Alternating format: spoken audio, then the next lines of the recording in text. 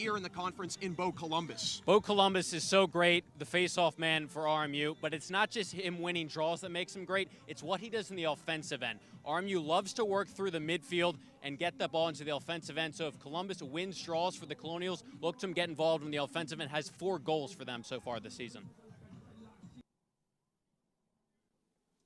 And take a look at the set to go off against, like mentioned, and we'll mention his name quite a bit today, the Player of the Year and the top face-off specialist in Bo Columbus. Talked about how Columbus has been such a strong player throughout his career, and player that 2 years ago missed an entire season due to injury. You fast forward 2 seasons, and he's got his Colonials 1 game away from going back to the NEC Championship for the first time in 2019. And we're off and running with Columbus winning that opening faceoff. That's exactly how RMU wanted to start this game. A face-off win for Columbus, get it to their wingers, get their offensive personnel on the field. This is really all what this game is going to come down to. The first quarter, both of these teams want to dictate play. Teams now for David Burr, and he gets RMU on the board first. This is at least 2 of the top 3 scoring offenses in the NEC going toe-to-toe today. Still loose and finally picked up by LIU.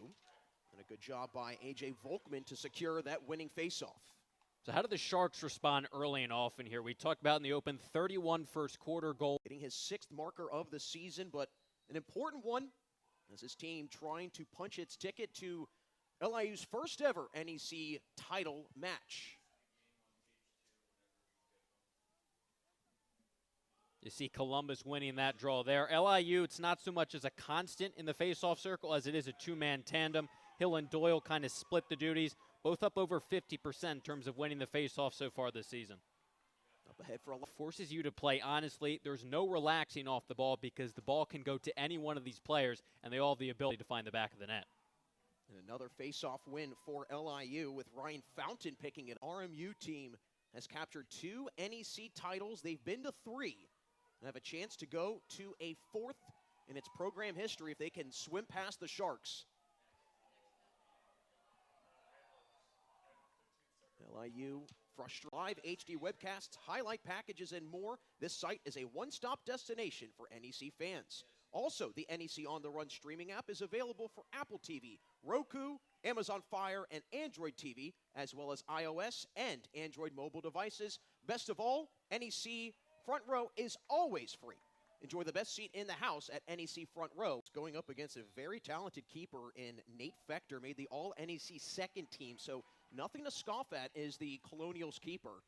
3rd goal of the season. He's one of 4 players on this LIU team to have 20 or more goals, to your point about this very potent offense that's very widespread. And there's no relaxing off ball. If you're RMU, you always have to keep your eye out no matter who you're that wide open in front of the cage. And he's already 1 goal away from his 2nd hat trick this season against LIU. As Bo Columbus having a little bit of a tough time in the face-off circle today, Corey. And clearly LIU, they've made the adjustments they need to. Egan might have found the fountain of youth, to say the least. As we wind down to the final 90 seconds in this opening quarter. LIU trying to get to its first ever NEC title appearance as Volkman in on the mix for the Sharks. What a huge hit by Brennan. My, oh my, laying down the boom.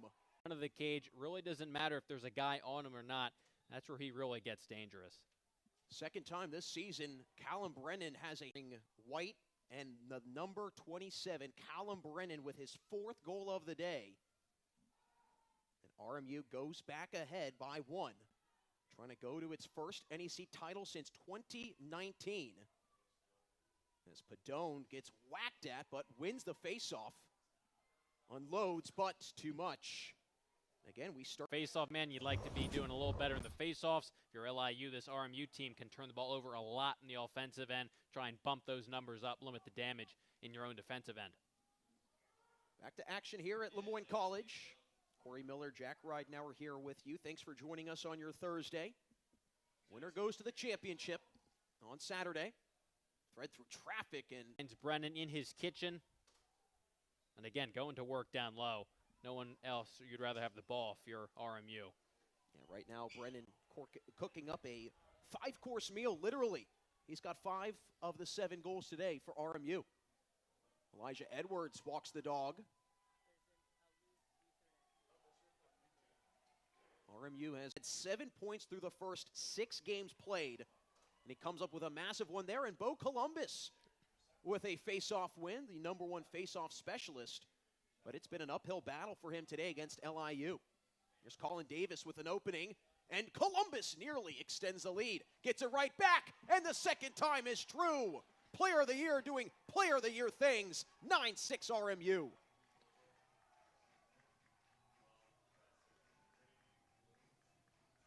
We'd really been waiting for Bo Columbus to get involved in the offensive end. He'd won a couple of face-offs, but that's the first time we've really seen him involved in offensive possession in front of cage as the focal point of the offense. It was a struggle initially for RMU in that first half to get bodies in front of the cage, but they've done just that here to start this third quarter. It's resulted in 3 goals, and you're just seeing just how prolific they are when they get openings in front of the cage. The former All-ASUN second-team performer and the Player of the Year in the NEC this season comes up with a it's his first in this game in the second half. Columbus comes up with the face-off win, and there was a false start against games, but the most important out of the 3, this semifinal showdown. LIU could punch its ticket to its first ever NEC title appearance, but have to get through this veteran group of RMU Colonials. Chance here, though, for RMU to recapture the lead before the 4th. Hadn't seen that as much in the third quarter after that big first half. LIU had to make some adjustments themselves. Haven't called Mark Regan's name as much. Had that nice assist. They like to shake loose, get it to a bunch of different players. I think the team that's going to be able to better execute on their respective strength is going to win this game. But defensively, you have to force the other squad to change their game plan and go with something new. I think both of those teams did a good job of that, as you kind of mentioned in the third quarter.